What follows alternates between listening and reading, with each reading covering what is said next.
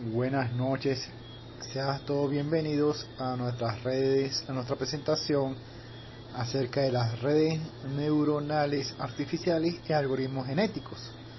Nuestro grupo está conformado por Albertine Francis, Carrero Elizabeth, Céspedes Carlenis, Geyer Amarilis y mi persona, Carlos Pineda.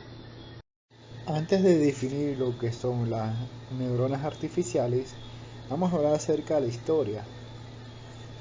Comenzando entre la década de 1950 y 1960, el científico Frank Rosenblatt, inspirado en el trabajo de Warren McCourt y Walter Pitt, creó el perceptron, que es la unidad desde donde nacerá y se potenciarán las redes neuronales artificiales.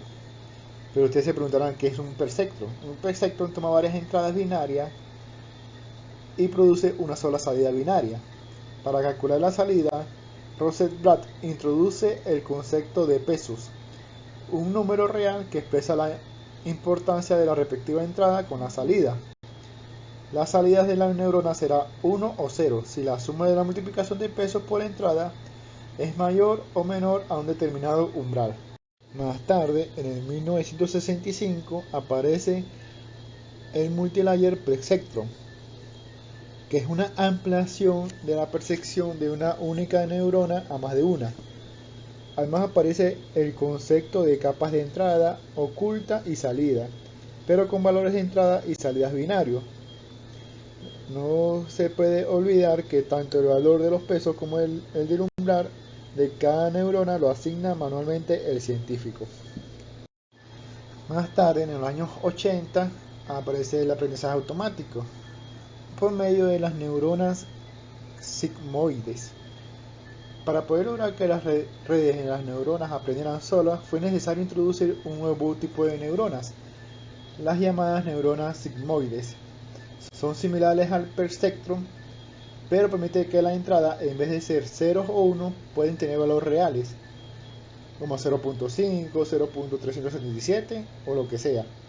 También aparecen las neuronas vías, que siempre suman 1 en las diversas capas para resolver ciertas situaciones. A las salidas, en vez de ser 0 o 1, serán valores numéricos reales, donde el valor será la función sigmoide definida. Esta sería la primera función de activación. En los mismos años 80 aparece lo que se llaman las redes feed-forward. Estas redes se llaman así ya que las salidas de una capa son utilizadas como entrada en la próxima capa. Esto quiere decir que no hay loop hacia atrás, siempre se alimentan de valores hacia adelante.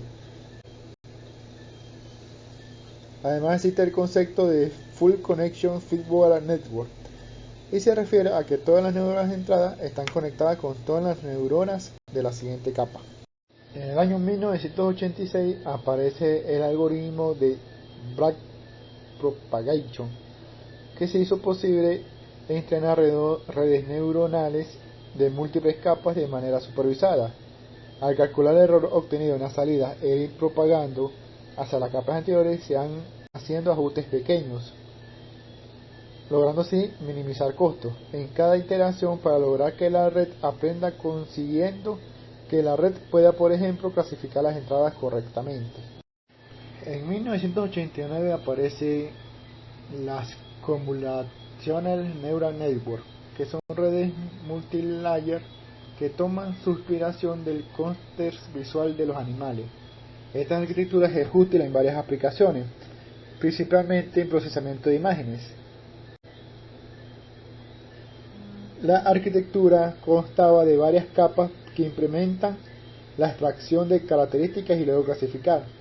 La imagen se divide en campos receptivos que alimentan una capa convolucional que extrae features de la imagen en entrada, por ejemplo, declara líneas verticales, vértices, entre otras cosas. El siguiente paso es el polling, que reduce la dimensionalidad de las features extraídas, manteniendo la información más importante. En 1997 aparece el Long Short Term Memory. Este es un tipo de recurrente de Neural Network.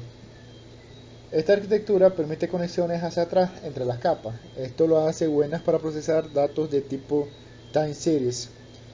En 1997 se crearon las Long Short Term Memory, que consisten en una celda de memoria que permiten a la red recordar valores por periodos cortos o largos.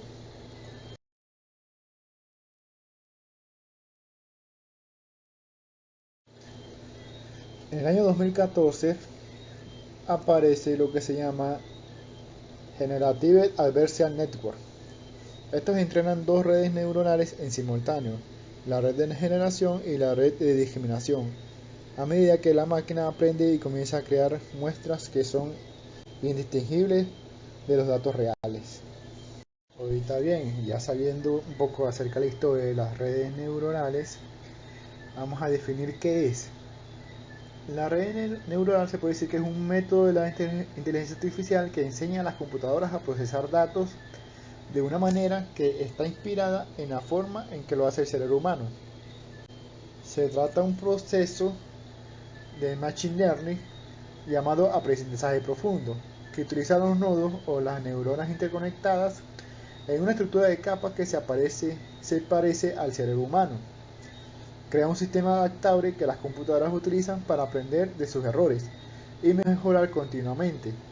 De esta forma, las redes neuronales artificiales intentan resolver problemas complicados, como la realización de resúmenes de documentos o el reconocimiento de rostros con mayor precisión. Una red neuronal se puede describir como una simulación de software de un cerebro biológico, con el propósito de aprender a reconocer patrones en grandes datos.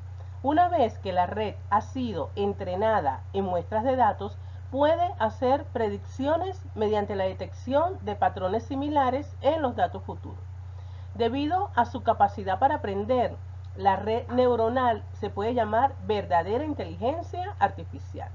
Según la topología de red, las redes neuronales artificiales se pueden clasificar en red neuronal monocapa o perceptrón simple, red neuronal multicapa o perceptrón multicapa, red neuronal convolucional, red neuronal recurrente y redes de base radial. La red neuronal monocapa es la red neuronal más simple.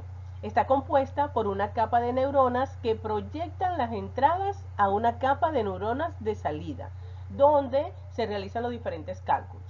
Esta red neuronal recibe valores del exterior de la red, las procesa y genera unos valores de salida que entrega como resultado. Las neuronas de la capa no se interconectan entre ellas. Red neuronal multicapa o perceptrón multicapa. Es una generalización de la red neuronal monocapa.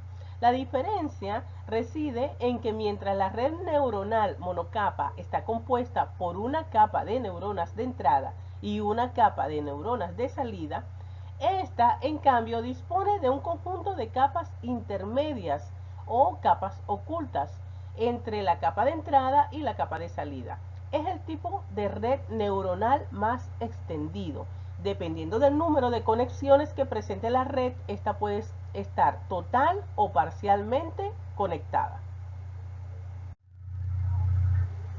La red neuronal convolucional son similares a las redes neuronales multicapa, pero la diferencia radica en que en estas las neuronas de cada capa no se interconectan con todas las de la capa siguiente, sino con un subconjunto de estas, y no se interconectan entre las neuronas de la misma capa.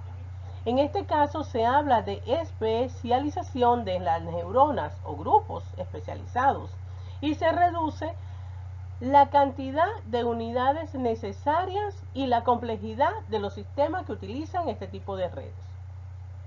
La red neuronal recurrente no tiene una estructura de capas, sino que permiten conexiones arbitrarias entre las neuronas, incluso pudiendo crear ciclos, Con esto se consigue crear la temporalidad, permitiendo que la red tenga memoria. Los datos introducidos en el momento t en entrada son transformados y van circulando por la red, incluso en los instantes de tiempo siguiente, t más 1, t más 2. La red de base radial calculan la salida de la función en función de la distancia a un punto denominado centro. La salida es una combinación lineal de las funciones de activación radiales utilizadas por las neuronas individuales. Las redes de base radial tienen la ventaja de que no presentan mínimos locales donde la retropropagación puedan quedarse bloqueadas. Una de las principales características de las redes neuronales artificiales es su capacidad de aprendizaje. El entrenamiento de estas redes muestra algunos paralelismos con el desarrollo intelectual de los seres humanos. No obstante, aun cuando parece que se ha conseguido entender el proceso de aprendizaje, conviene ser moderado porque el aprendizaje de la red neuronal artificial está limitado. El objetivo del entrenamiento de una red neuronal artificial es conseguir que una aplicación determinada para un conjunto de entrada produzca el conjunto de salidas deseadas o mínimamente consistentes. El proceso de entrenamiento consiste en la aplicación secuencial de diferentes conjuntos o vectores de entradas para que se ajusten los pesos de las interconexiones según un procedimiento predeterminado. Durante la sesión de entrenamiento, los pesos convergen gradualmente hacia los valores que hacen que cada entrada produzca el vector de salida deseado. Los algoritmos de entrenamientos o los procedimientos de ajuste de los valores de las conexiones de la red neuronal artificial se pueden clasificar en dos grupos, supervisados y no supervisados. El aprendizaje supervisado es un método de aprendizaje en el cual se utilizan una serie de datos etiquetados o modelos que queremos que la máquina o el sistema aprenda, para luego dar una respuesta acertada. Es una parte del campo de aplicación de la inteligencia artificial. Estos algoritmos requieren el emparejamiento de cada vector de entrada con su correspondiente vector de salida. El entrenamiento consiste en presentar un vector de entrada a la red, calcular la salida de la red, compararla con la salida deseada y el error o diferencia resultante se utiliza para realimentar la red y cambiar los pesos de acuerdo con un algoritmo que tiende a minimizar el error. Es decir, que en el aprendizaje supervisado se etiqueta un conjunto de datos de entrada que sirven para que las redes obtengan claves y las aprenda para dar una respuesta correcta. Si la red está aprendiendo a distinguir animales, se le provee una serie de datos de entrada. Estos datos etiquetados contienen características o imágenes de cada tipo de animal para que puedan diferenciarlos. Luego de entrenar y aprender, las neuronas están en capacidad de identificar distintos tipos de animales de acuerdo con los datos de descripción que ha recibido. En efecto, los algoritmos son capaces de aprender de forma interactiva de los datos para luego lograr que el sistema localice la información oculta. Esto sin la necesidad de programarlos para que sepan dónde buscar y encontrar la información.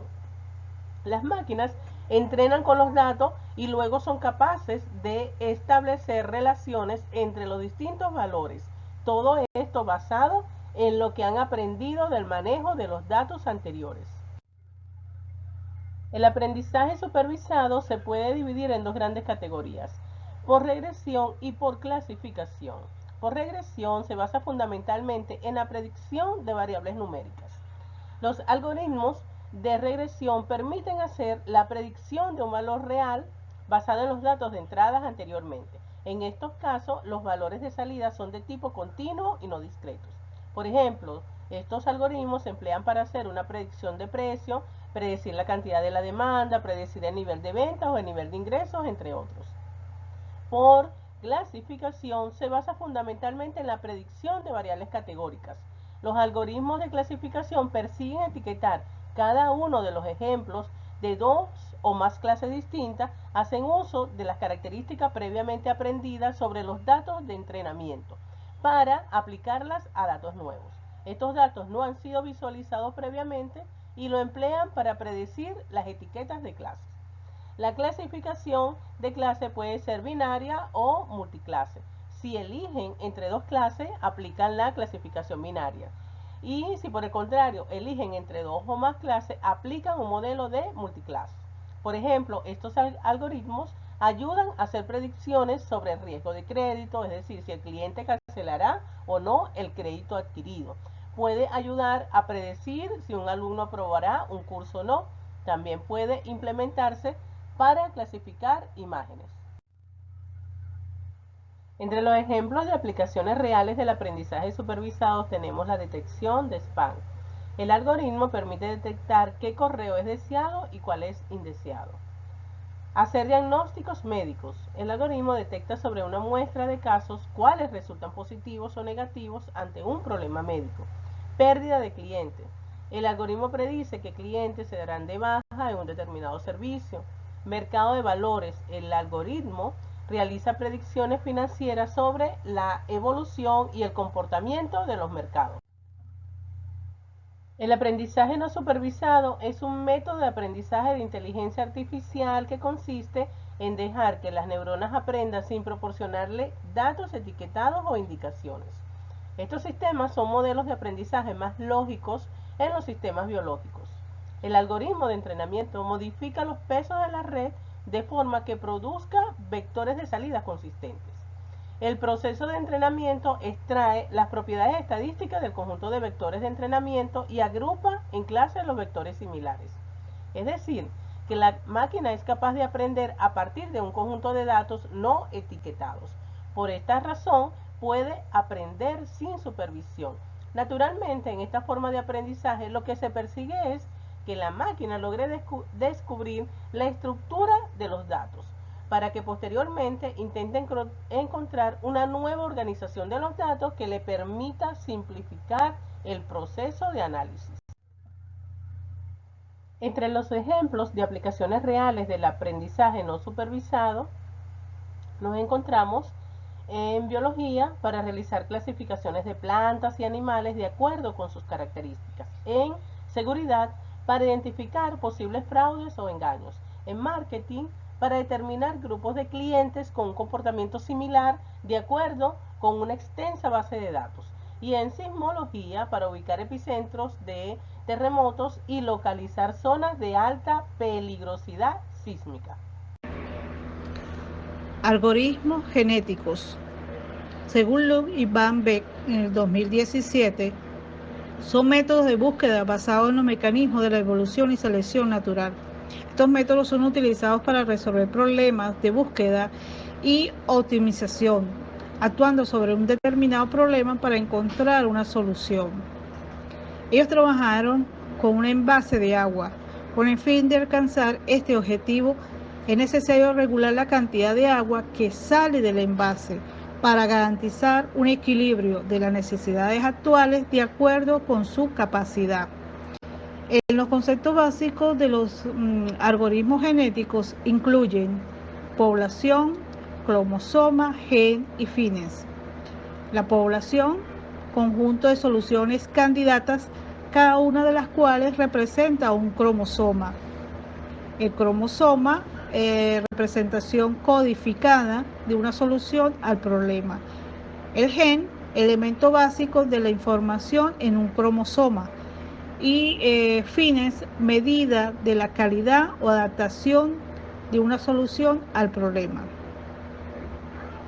Los operadores genéticos son procesos aplicados a la población para generar nuevas soluciones. Al mismo tiempo, es esencial mencionar que existen diferentes formas en la reproducción. Puede ocurrir en un organismo genético. Ellas incluyen la reproducción sexual y asexual. Hola, buenos días. Quien le habla, Carleni Céspedes, y hoy le estaré abordando el tema de la reproducción y selección de algoritmos genéticos. Y debemos recordar que un algoritmo es una serie de pasos organizados que describe el proceso que se debe seguir para dar solución a un problema específico. Un algoritmo genético o AG, como se suele abreviar, es una técnica de programación inspirada en la reproducción de los seres vivos y que imita la evolución biológica como estrategia para resolver problemas de optimización.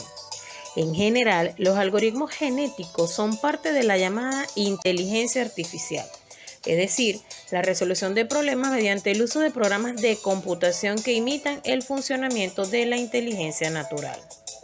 En este contexto se entenderá entonces por reproducción la clonación de un individuo, es decir, un individuo pasará a la siguiente generación sin modificaciones. De esta manera, la reproducción es un operador genético que se contrapone al cruce y la mutación, puesto que estos últimos modifican a los individuos que pasan a la siguiente generación. El objetivo de la reproducción es mantener en la siguiente generación a individuos con características altas de la presente generación de donde han sido tomados. Relacionado con este concepto de reproducción, entonces nos vamos a encontrar con el término elitismo, el cual mantiene a los mejores individuos de una generación en la siguiente para que no se pierda su información. De la mano con este concepto y con este tema nos vamos a encontrar entonces los métodos de selección de algoritmos genéticos. Ahora bien, un algoritmo genético puede utilizar muchas técnicas para seleccionar a los individuos que deben copiarse hacia la siguiente generación.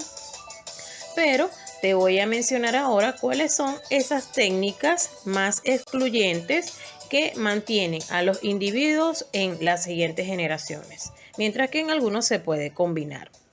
Dentro de los métodos de selección nos vamos a encontrar lo que es la selección elitista, que ya la había mencionado. Esta garantiza la selección de los miembros más aptos de cada generación. La mayoría de los algoritmos genéticos no utilizan elitismo puro, sino una forma modificada por la que el individuo mejor o algunos de los mejores son copiados hacia la siguiente generación en caso de que no surja nada mejor. Está también la selección proporcional a la aptitud. Los individuos más aptos tienen más probabilidades de ser seleccionados, pero no es una certeza.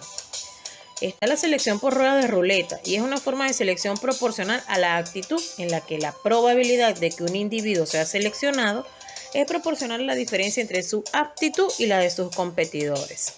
Nos encontramos ahora con la selección escalada. Al incrementarse la aptitud media de la población, la fuerza de la presión selectiva también aumenta y la función de aptitud se hace más discriminadora. Este método puede ser útil para seleccionar más tarde, cuando todos los individuos tengan una aptitud relativamente alta y solo les distingan pequeñas diferencias en ella. Está la selección por torneo. Se eligen grupos de individuos de la población y los miembros de cada grupo compiten entre ellos. Solo se elegirá a un individuo de cada grupo para la reproducción. Está la selección por rango. A cada individuo de la población se le asigna un rango numérico basado en su aptitud y la selección se basa en este ranking en lugar de las diferencias absolutas en aptitud.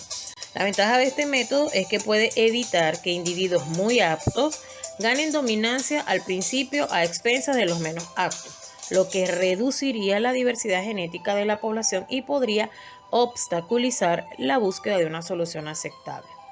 Está la selección generacional. La descendencia de los individuos seleccionados en cada generación se convierte en toda la siguiente generación.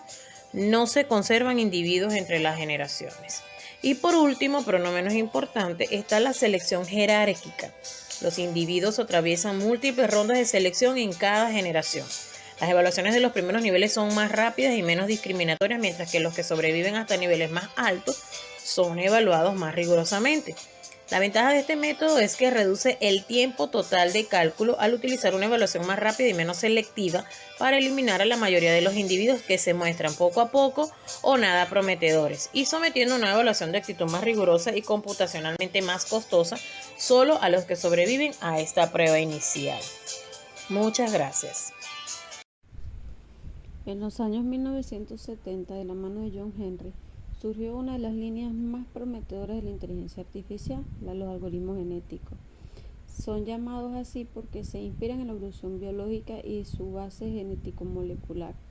Estos algoritmos hacen evolucionar una población de individuos sometiéndola a acciones aleatorias semejantes a las que actúan en la evolución biológica, mutaciones y recombinaciones genéticas, así como también a una selección de acuerdo con algún criterio Se decide cuáles son los individuos más adaptados que sobreviven y cuáles son los menos aptos que son descartados. Es decir, que este algoritmo simula la genética humana.